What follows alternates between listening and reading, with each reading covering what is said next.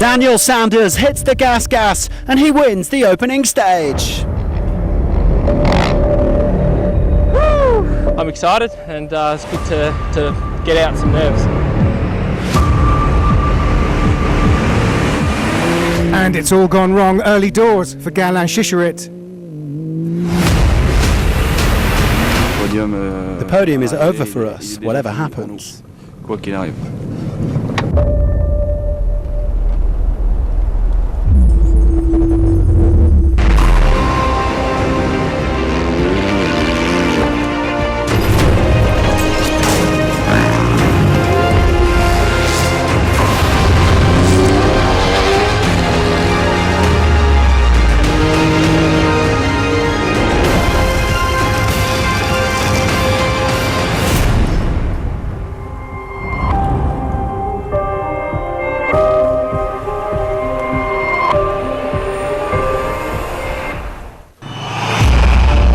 This is Dakar 2022.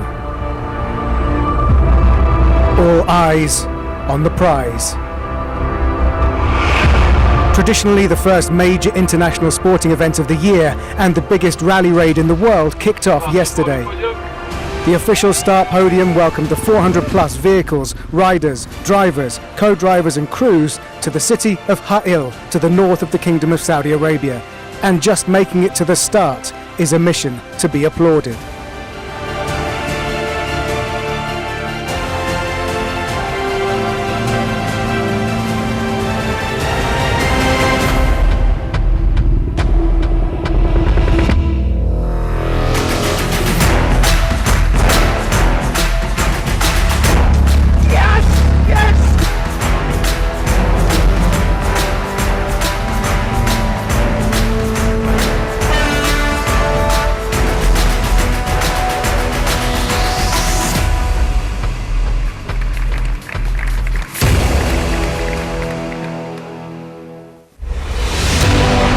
There are 333 kilometres on the menu as we head into the first proper stage of Dakar 2022.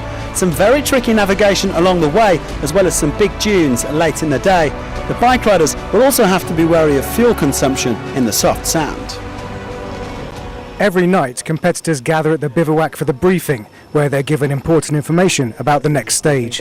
Yesterday, the top drivers and bikers also had to choose their starting positions for the morning.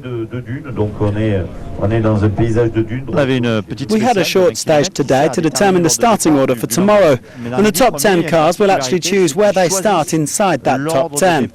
So the 10th driver might say, I'll start 10th, but if the 9th driver says the same, the other driver will be moved up.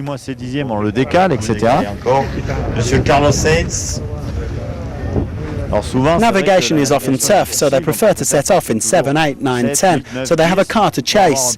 In the dust you can see the guy who's in front of you and it helps you to find your pace. It's easier than going first. Well, that's what happened today. There weren't too many original choices. They all wanted to go off last and that pushed the others up. The stage winner will start in 10th tomorrow, and it was the same for the top 15 in the bikes. Thank you very much. We got moved up because the winner, Nasser, chose to go last, which makes sense. Tomorrow is when we really get into it. We have 3 cars at the front. It's a hard stage and the serious business starts. But we're relaxed. It's a bit of a tactical game, choosing your position, because it can have an impact on the overall result of this Dakar. It's very, very important for the drivers and riders.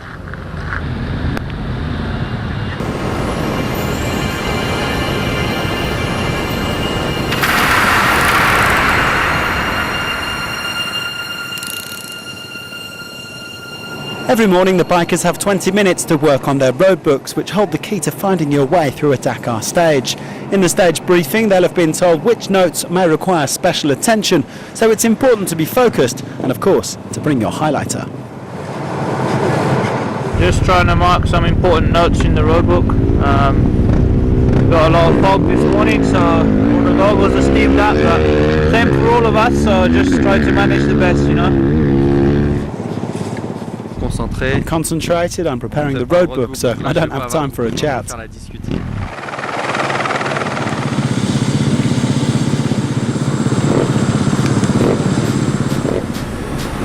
But once they got underway, it was a day of mixed fortunes for Maciej Jemza, who was opening the piste for the Orlen team. The Pole is a former junior world champion, and he's aiming for a spot in the top 15 overall. He managed to stay solo out front for the first 100 kilometres, and he looked like he was having a ball on his Husqvarna 450.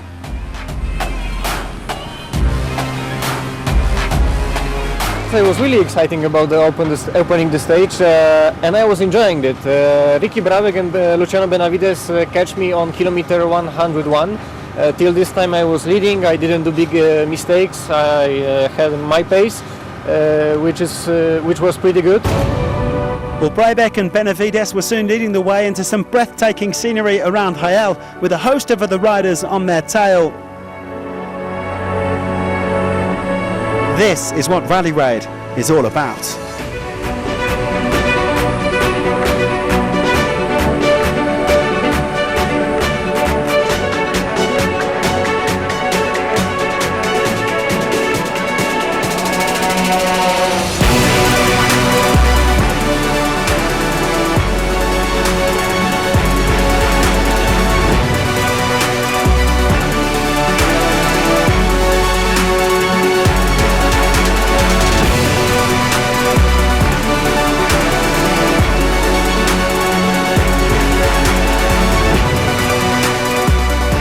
Well, everybody cruising along nicely then, but a fiendishly tricky waypoint at kilometre 268 was set to play havoc with the overall standings. Many of the top riders were unable to find the right path, and it was going to cost them an awful lot of time.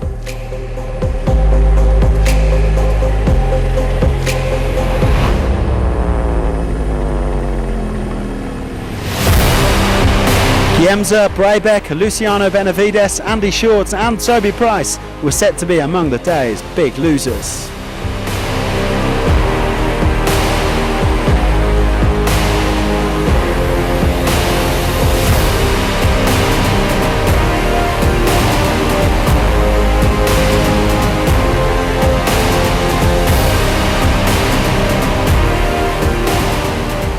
Yeah, it was a bit of a rough one. I don't know, there was one note that just didn't seem to add up properly, and yeah, it just didn't make sense. So yeah, ended up getting lost there for probably 45-50 minutes. So it's a bit of a shit way to start the rally, but it's only early days, and we'll wait and see what happens. Almost everybody got turned around at some point, even the riders who would go on to enjoy much better results like Ross Branch and Daniel Sanders. By the end though, many of the main contenders for overall victory had lost between 30 minutes and an hour, and that included Kevin Benavides, Joan Barreda and Nacho Cornejo. As far as Brabec is concerned, it's already game over. I mean, honestly, I feel like my rally is over. I said the same thing last year on the first day, but I lost a lot more time today. Here we are, really far back, and now I think we're just gonna finish.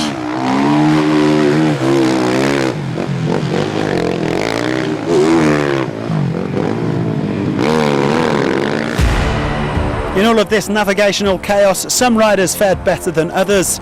Lorenzo Santolino from the Sherco factory team managed to limit his losses to just over 10 minutes.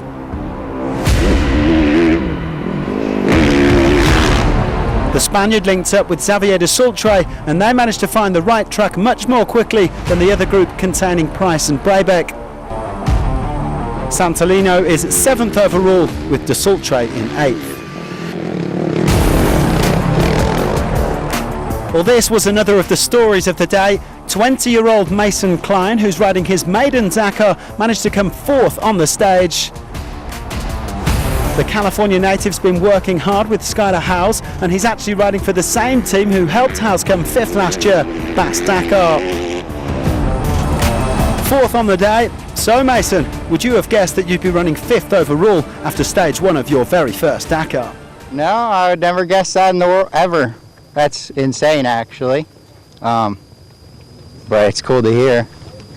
Thank you guys for letting me know. Can't believe I'm here.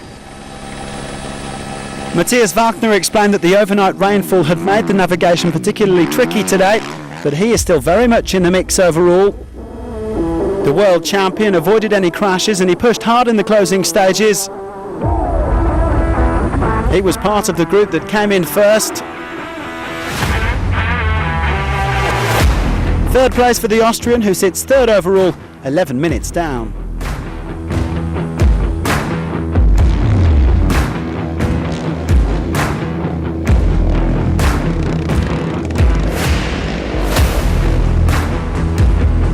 As well as mentioning the tough navigation, like pretty much everybody today, Pablo Quintanilla stressed that the stage was very physically demanding. But you have to say the Chilean is looking on excellent form. With his Honda teammates Brebeck, Barreda and Cornejo all fading, he managed to stay with the front runners. Only 2 minutes lost on the day in second place, and he's 3 minutes back overall. But there's no doubt about the early hero of Dakar 2022. Daniel Sanders may not have felt like yesterday's short success over 19 kilometres was a proper Dakar stage win, but there were no doubts about today's efforts. After setting off in 15th place, he tore through the field to win for the second day running.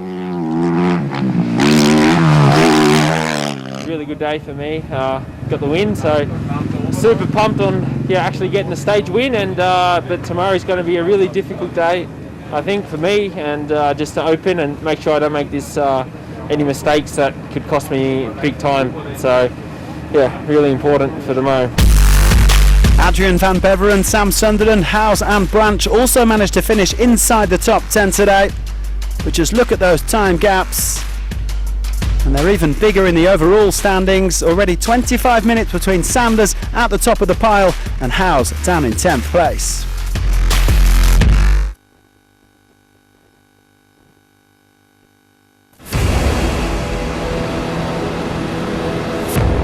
With reigning champion Manuel Andújar leading the quads after day one, it was up to the chasers to keep pace with the reigning champion.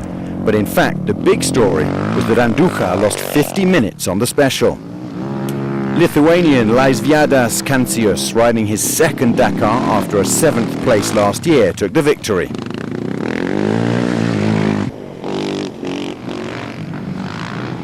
Third stage was good, very good, because sometimes we have flat, fast, sometimes we have dunes. Today we have all, and for me it's good. I like it. Kancius crossed the line almost 10 minutes ahead of Russian rookie Alexander Maximov, who was later penalised 15 minutes. Last year's third-placed rider Pablo Copetti took advantage of Andújar's problems, and he led for much of the day, crossing the line in third, but promoted to second.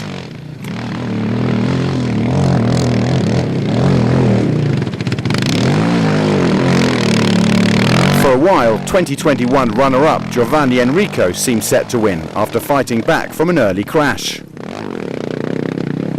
Well, when these things happen to you, when I think about it now, in the end, I'd call it a great stage. I kept on going. I did the best I could, but wow, I think I was really lucky to be able to continue. That crash was really bad. Andújar could only lament his bad luck, finishing down in 10th. So after a few penalties, the top 10 on Special 1B looked like this, with a shot for last year's quad champion and a shot winner. Which means the top 3 overall are the same as on today's stage, but in a different order, with Andújar 42 minutes down.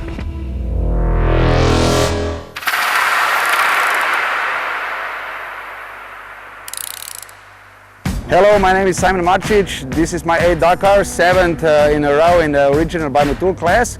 So I'm going to introduce you what I need to take with me and how I'm organized.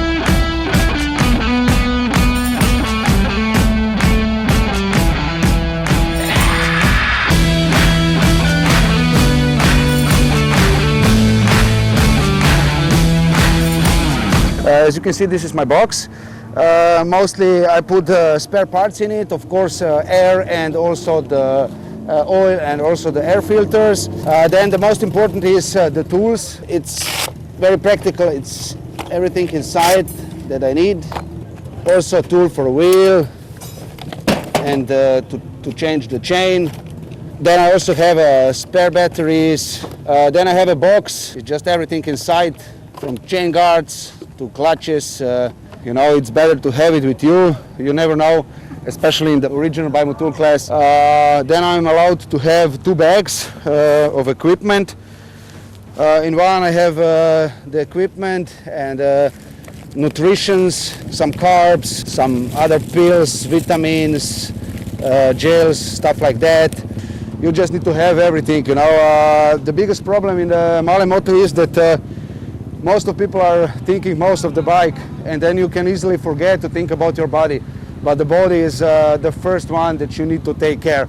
You forget to eat, don't take enough nutrition, you will collapse. You know, it happens to many riders in the past. So for me, is the first thing, then the bike. There's also safety equipment like airbag, boots, of course, helmets. What I always have with me is 2 stones, you know, for luck, for very special person. So, yeah, saved it a couple times.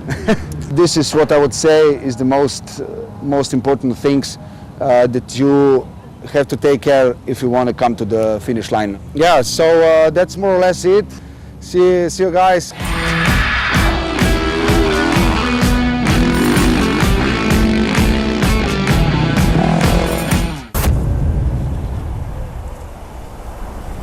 Forza!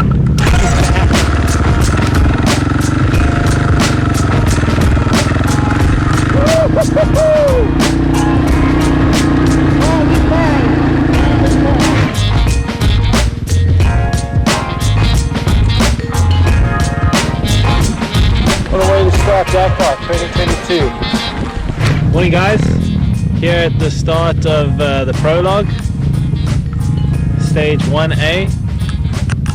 First taste of what everything's all about. Here's Stewie. Happy New Year, everyone. Yeah. Doesn't feel like New Year, it just feels like another day of Dakar.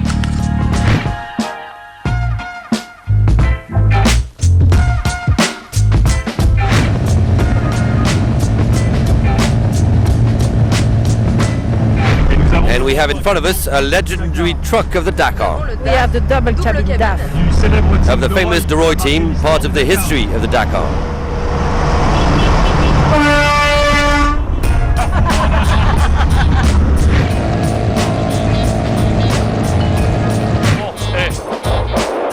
We're at the prologue, we did the podium and we made it on time, which wasn't obvious. I'm stressed.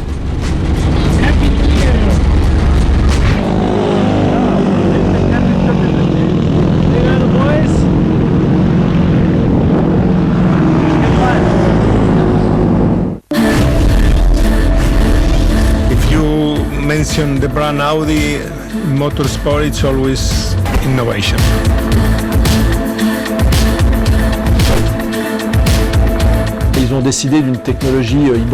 We decided on a hybrid technology with electric motors to take the car forward, a battery pack, and to keep it working, a motor will turn constantly to continually charge the battery.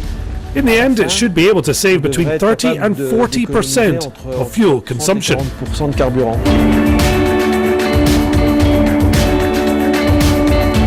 E-motor on the front and the rear, and also the center of gravity is very low thanks to the battery pack. It still feels like a race car. You don't need to change gear, for example. You have instant power, you don't need to wait. You have no delay in the throttle. As soon as you go in the throttle, the car is going. We have motors that are powerful at low revs and at slow speeds, all the way to speeds of up to 170 kilometers per hour, that are reliable, without changing gears, which means that when we're attacking the dunes, the engine responds well and we still have power. It's almost easier to get over the dunes in an electric car than a normal one. You just concentrate on driving, braking, and in the good line. Then there will also be some challenges with the high tech, but that's something that has been driving me my entire career, is to develop cars to go faster and be more efficient. I'm very proud because I think it's a very challenging project. I think it is technically probably the toughest challenge I have been involved. But definitely I'm super humbled for the challenge because it is the toughest rally on the planet. We are going out to try to win, and that is on the DNA of Audi and the DNA of all the drivers we are driving for them.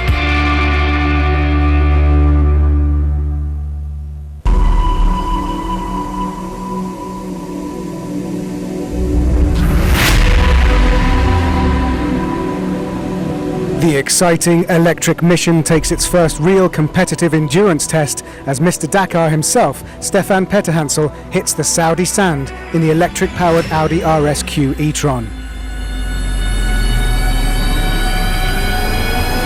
The back end is clearly taking a pounding.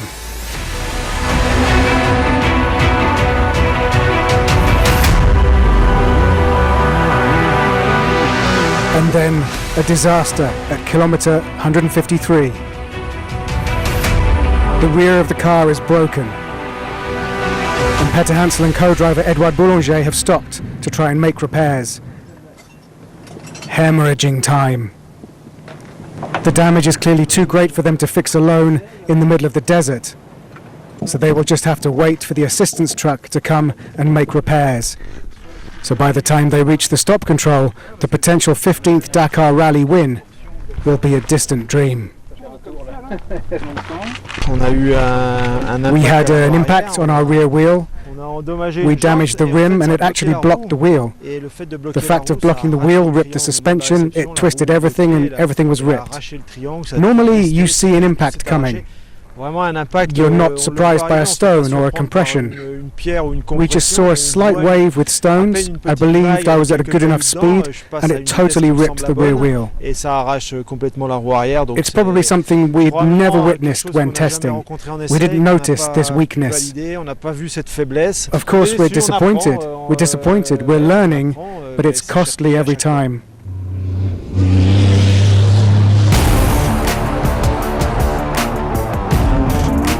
South African Henk Lattigan had a tough Dakar on his debut last year.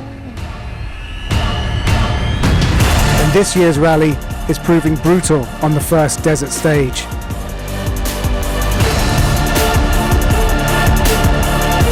A puncture on his Toyota Gazoo Racing Hilux proved a bit more complicated than just changing a wheel.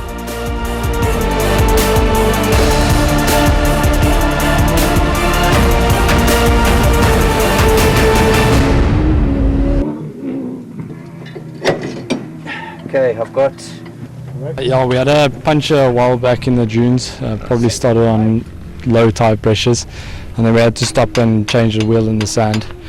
And if you have any sand between the face and the wheel, there's a little bit of play, and it's taken this long, but we've sheared off the studs for the wheel. So I felt it going, and then we slowed down and the wheel came past us. Then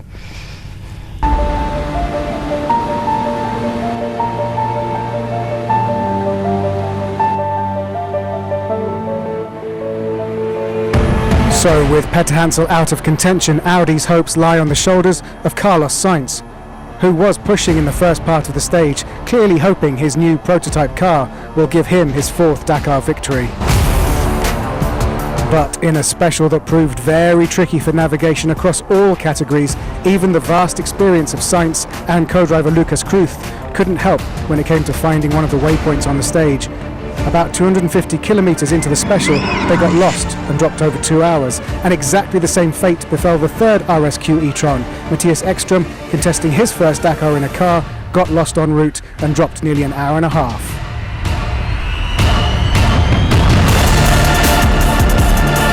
Czech driver Martin Prokop is a Dakar regular now, having contested the rally raid for the last 6 years. He's had 3 top 10 finishes, and for 2022 he's upgraded his machinery to a newly built Ford Raptor to compete in the new T1 Plus class. He was concerned today that their maximum speed isn't going to be high enough as many cars passed them on the stage, but with no navigation mistakes, the Czech crew brought the Ford to the stage end in third, 20 minutes off the best time. Rally legend Sébastien Loeb is still seeking his maiden Dakar victory after 5 attempts, and for 2022 he remains with the Bahrain Raid Extreme team, driving the newly upgraded Hunter built by the legendary ProDrive. This car runs on a special biofuel, which reduces CO2 emissions by 80%, and it's clearly working. Signs of pushing there, with the bodywork flapping. But despite a couple of punctures in the first part of the stage, Loeb and new co-driver Fabien Lerquin managed to find the right route and finish the stage in second place.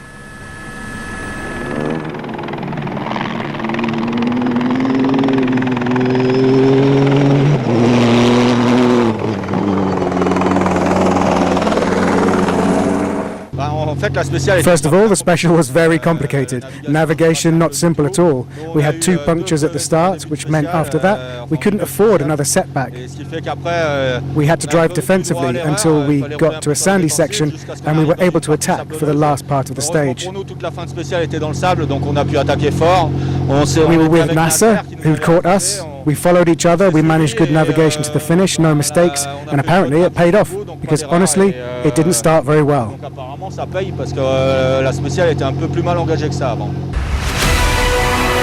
Nasser Al-Attiyah is a man on a mission, and kudos to Mathieu Baumel for avoiding any of the navigational problems that plagued their rivals. After winning the qualifying stage 1A and choosing to start 10th on this stage, the Toyota crew passed 14 cars by the midway point, winning it by 12 minutes 44 seconds. Clearly, the upgrades to this Hilux, bigger wheels and more suspension travel in line with the new regulations are exactly what the Qatari needed in his push for a 4th Dakar win.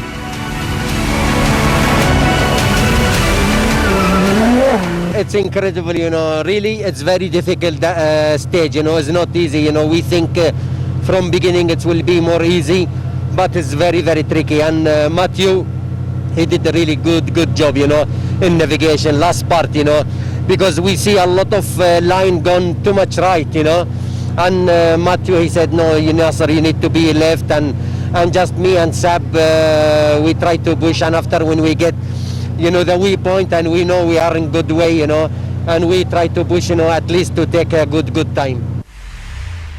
Nasser Al-Attiyah wins the stage from Loeb and Prokop, with Alvarez, Vasiliev and Halpern impressively filling out the top 6.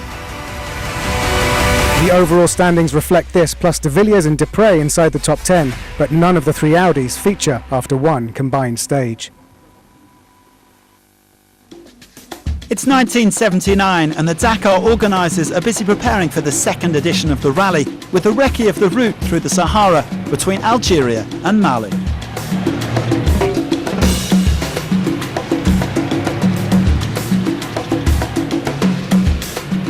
The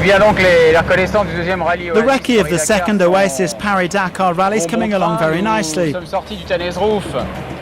We came out of the Tanner's Roof after a few days. No problems with the CX or the Mahari. Everything's going well. I think that we'll be in Timbuktu tonight after covering around 500 kilometers. Thierry Sabin's team are using very different vehicles, 3 Citroën Mahari and a Citroën CX GTI, to ensure it's possible to get through the various stages. Well, Mali, where we are at the moment, has a bit of everything. It reminds me of Kenya, of Africa in films like Tarzan, like a dream. You hear the birds at night, see all sorts of animals, ostriches and antelopes. We think there were elephants too. It really takes your breath away at times. All these amazing valleys, it's really beautiful. For the 1980 edition, the proposed route is 10,000 kilometers between Paris and Dakar, starting in Algeria and then on to Mali. We're on the stage from Timbuktu to Gao and it's looking good. Obviously it's very soft, it's pretty much all sand, but I think it's solid enough. It's going to require plenty of focus and skill. 66-67. Kilometre 66, 67, sinuous and soft.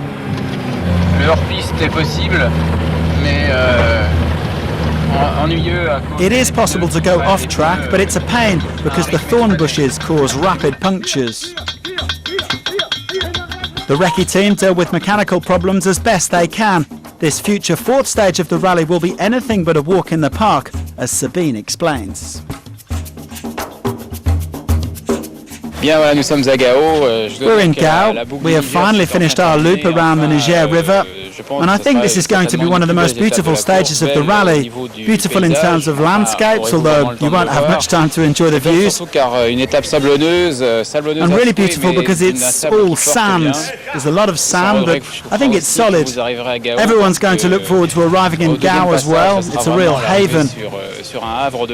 And the colours are incredible. A few months later, 216 competitors set off with a comprehensive roadbook. The recce is a tradition that has endured since the very first editions.